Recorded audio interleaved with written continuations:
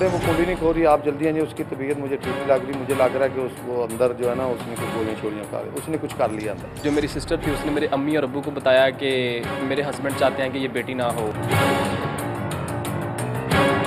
जो लाश है ना वो पनके के साथ लटकी हुई थी। यही का मौके पे कि ये कुछ अर्सा पहले उसको भेजा गया था लड़की को घर के जाके आप जो है ना ये बच्ची है और इसको अबार्ट करवा गया।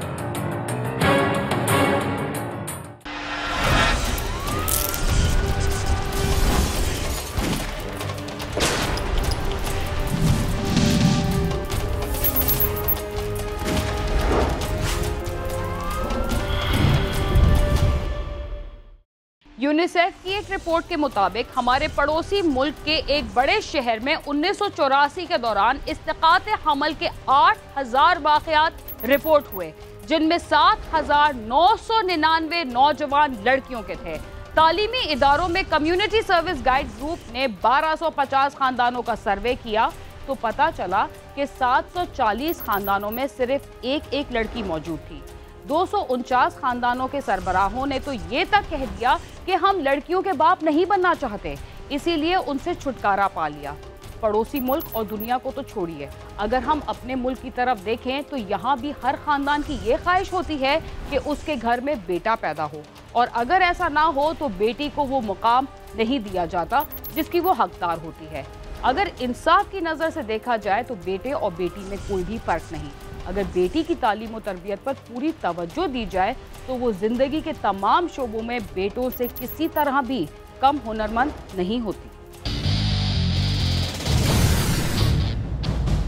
अक्सर औकात ऐसे वाक़यात मंजर आम पर आते रहते हैं जिनको देखने और सुनने वाले बेइख्तियार ये कहने पर मजबूर हो जाते हैं, क्या आज के दौर में भी ऐसे पत्थर दिल इंसान रहते हैं जो अपनी ख्वाहिशात के लिए इंसान को इंसान ही नहीं समझते। कहा जाता है कि औरत माँ हो तो दुनिया की सबसे अच्छी माँ, बीवी हो तो खाविंद की जान और बहन हो तो भाइयों की लाडली कहलाती है।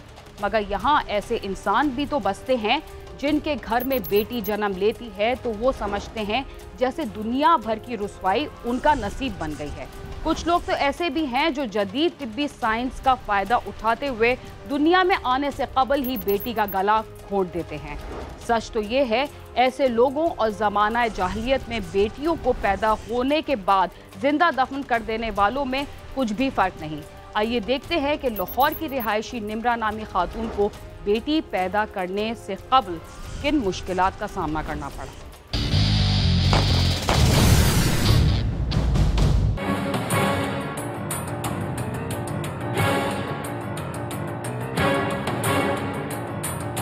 लाहौर के इलाके फैसल रोड के रहायशी फैसल ने 4 साल कबल अपनी बीवी को तलाक देकर निम्रा से दूसरी शादी की थी। शादी के 2 साल बाद उनके यहाँ एक बेटे की पैदाइश हुई। निम्रा की जिंदगी हंसी खुशी बसर हो रही थी और वो अब फिर उम्मीद से थी। एक रोज निम्रा के वालिदैन को फैसल ने फोन किया कि निम्रा ने खुदकुशी कर ली है। ये खबर उनके लिए क़यामत खेज थी। वो भागम भाग निम्रा के ससुराल आए, देखा तो लाश छत के पंखे से झूल रही थी। इतला मिलते ही पुलिस भी मौके पर आ गई। फैसल ने पुलिस को बताया कि निम्रा ने घरेलू झगड़े पर खुदकुशी कर ली है। फ़ोन करके इसने ये बताया कि मैं अभी बाहर से आया हूँ तो कुंडी लगी हुई है, वो निम्रा कुंडी नहीं खोल रही। तो मैंने कहा निम्रा कुंडी नहीं खोल रही, आप इस वक्त बारिश में बाहर क्या कर रहे हो, इतनी देर हो गई है, 11:15 हो गए हैं तो आप बारिश में बाहर फिर रहे हो। कहता है जी मैं अभी बाहर काम करवा रहा था, सुई गैस लगवा रहा था। मैंने कहा यार दरवाजे के आगे सुई गैस का वो खड्डा मारा हुआ है और वो दिन तक होता है, रात को 12 बजे तक कौन गैस वाला काम करता है। तो कहता आप इस बात को छोड़ें, वो कुंडी नहीं खो रही, आप जल्दी आइए, उसकी तबीयत मुझे ठीक नहीं लग रही, मुझे लग रहा है कि वो अंदर जो है ना उसने कोई गोलियाँ छोलियाँ खा रही, उसने कुछ कर लिया अंदर। अभी क्लियर नहीं कर रहा था। हाँ जी इसने मारा है, और जो 2 बंदे 3 भाग रहे थे दरवाजे में से, गेट में से, वो क्यों नहीं कर रहे थे, उनका क्या काम था। ये एक बंदे का तो काम भी नहीं है और रहता भी ये अकेला है। इसके घर से बंदे का निकलना, मोटरसाइकिल पे बैठ के 2 बंदों का जाना, ये सारा इसी तरह के शुबहात पैदा कर रहा है कि इसने ऐसे ही किया है। वो कुंडी नहीं खो रही, आप जल्दी आइए, उसकी तबीयत मुझे ठीक नहीं लग रही, मुझे लग रहा है कि वो अंदर जो है ना उसने कुछ गोलियाँ छोलियाँ खा रही, उसने कुछ कर लिया अंदर। जो मेरी सिस्टर थी उसने मेरे अम्मी और अब्बू को बताया कि मेरे हस्बैंड चाहते हैं कि ये बेटी ना हो।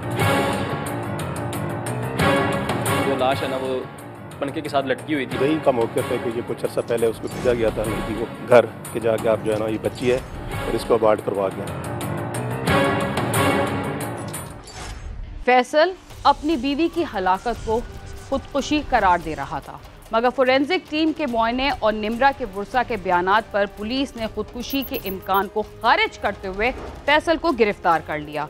बुरसा के बयानात से एक ऐसी बात सामने आई जिसने हर सुनने वाले को बेसाख्ता फैसल को लानत मलामत करने पर मजबूर कर दिया। ऐसा क्या था, आइए जानते हैं। निम्रा के बुरसा ने बताया कि वो हामला थी। फैसल की पहली बीवी से 3 बेटियां हैं और पे दर पे बेटियां पैदा करने की पादाश में पहली बीवी को तलाक दी थी।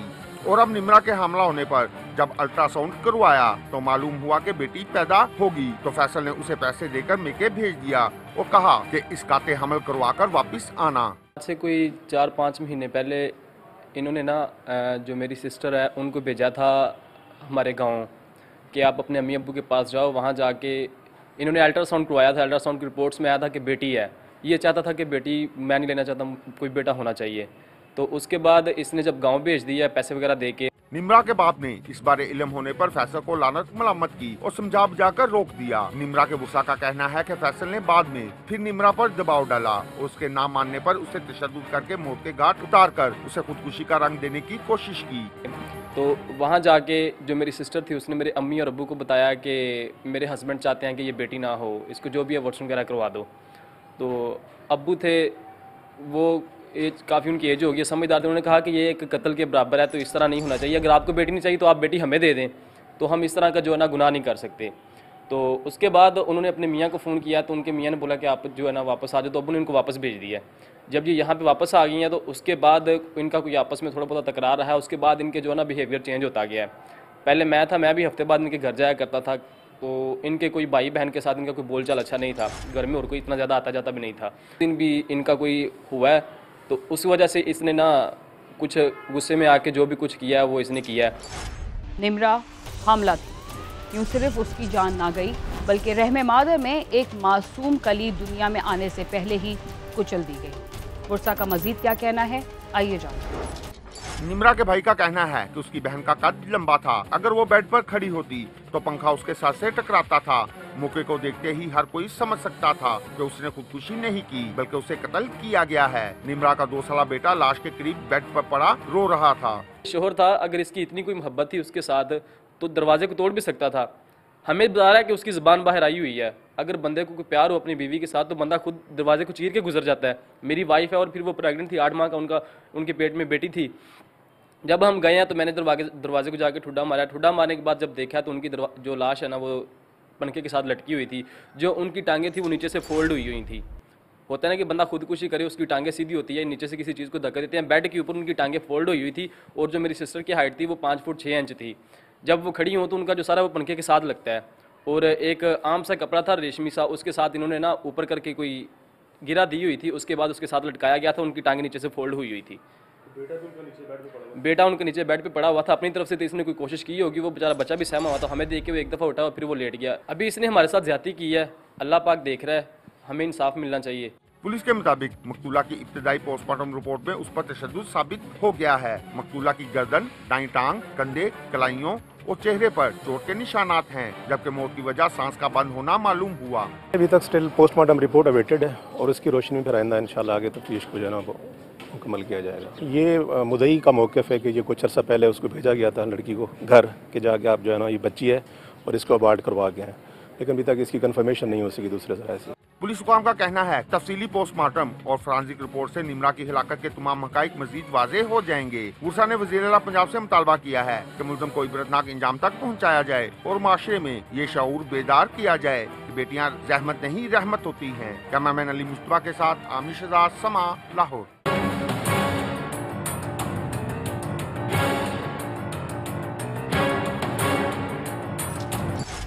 अपनी नाजायज ख्वाहिशात के गुलाम बनकर कुछ लोग दूसरों की जिंदगी से खेलने को भी कोई बड़ा जुर्म नहीं समझते।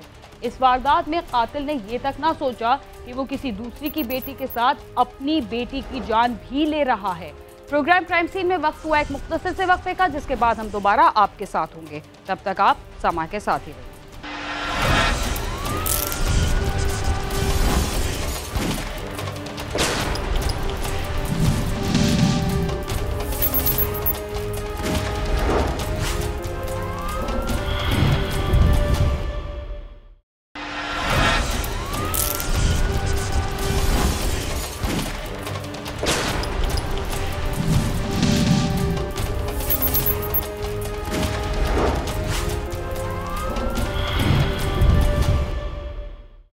प्रोग्राम क्राइम सीन में एक बार फिर खुशामदीद। रोशनियों के शहर कराची में अब रोशनी बाकी बची है और ना ही उसकी वो गहमा गहमी है जो उसे दूसरे शहरों से मुमताज बनाती थी। इस शहर में मुख्तलिफ नारे लगाकर शहरियों को एक दूसरे से लड़ाने के बाद दहशतगर्दों ने न सिर्फ माली फायदा हासिल किए बल्कि बेगुनाह शहरियों को भी इंतहाई जालमाना तरीके से कत्ल किया। इस शहर की पुलिस ने हाल ही में एक ऐसे खतरनाक टारगेट किलर को गिरफ्तार किया है जो कई बरसों से इस शहर में भेस बदल कर रह रहा था और उसने माजी में दर्जनों लोगों को सियासी मुखालफत की बुनियाद पर कत्ल किया।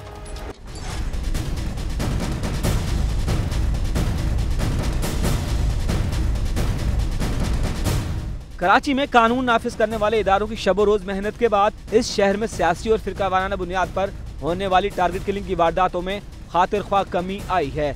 3 बरस पहले शुरू होने वाले ऑपरेशन के बाद इस शहर में सरगर्म जराइम पेशा अफराद या तो कानून नाफिज करने वाले इदारों के हाथों पकड़े गए और कुछ मफरूर हो गए, जबकि कुछ अनासर शहर में भेस बदल कर रुपोश हो गए।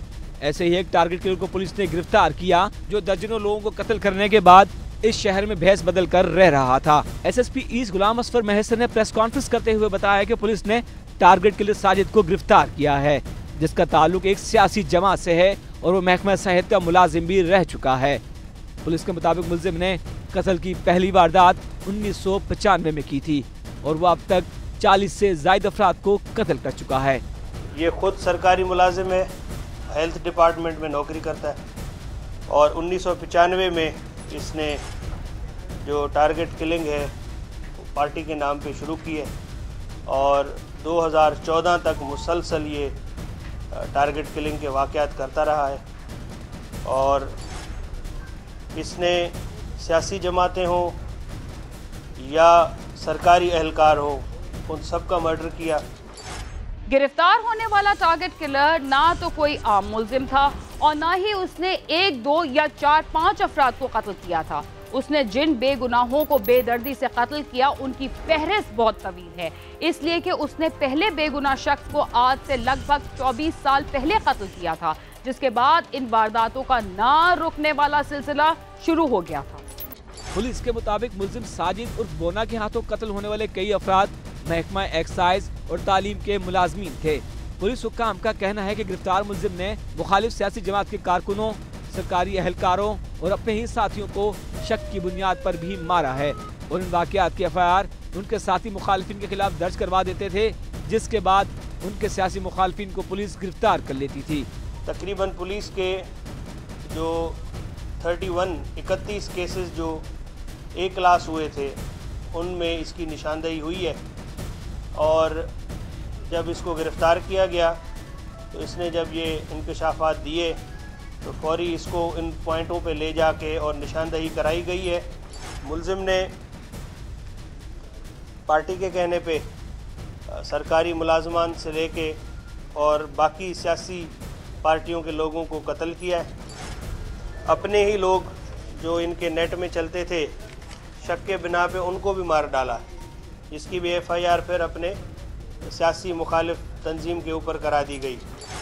जिस शहर में आम शहरियों के साथ ऐसे इदारों के अफसरान भी महफूज ना हो जिनका ताल्लुक तालीम और सेहत के शोबों से हो, वहाँ के नौजवान ना तो तालीम हासिल कर सकते हैं और ना ही अपनी सेहत की बेहतरी के लिए कुछ सोच सकते हैं। गिरफ्तार होने वाले कातिल ने ना सिर्फ आम शहरियों को कत्ल किया बल्कि कई महकमों के आला अफसरान भी उसके हाथों महफूज ना रह सके। मुलजिम के खिलाफ कराची के कई थानों में कई मुकदमात दर्ज हैं और उसकी गिरफ्तारी ना होने की वजह से उन मुकदमात की तफ्तीश भी मुकम्मल नहीं हो सकी थी। एसएसपी ईस्ट का कहना था कि 2014 में आखिरी वारदात के बाद मुलजिम तबलीगी जमात में शामिल हो गया था। मुलजिम का गिरोह 15 से 20 अफराद पर मुश्तमिल है और उसके बेशतर साथी मारे जा चुके हैं या रुपोश हो चुके हैं। इस गिरोह के कुछ कारिंदे मुल्क से बाहर भी मफरूर हो चुके हैं। पुलिस हुक्काम कहते हैं कि उन्हें पता चला है कि इस गिरोह के कारिंदे लोगों को पैसे लेकर भी कत्ल किया करते थे। का जो नेटवर्क है उसमें से बहुत से ज़्यादा सारे लोग मर चुके हैं, कुछ लापता हैं।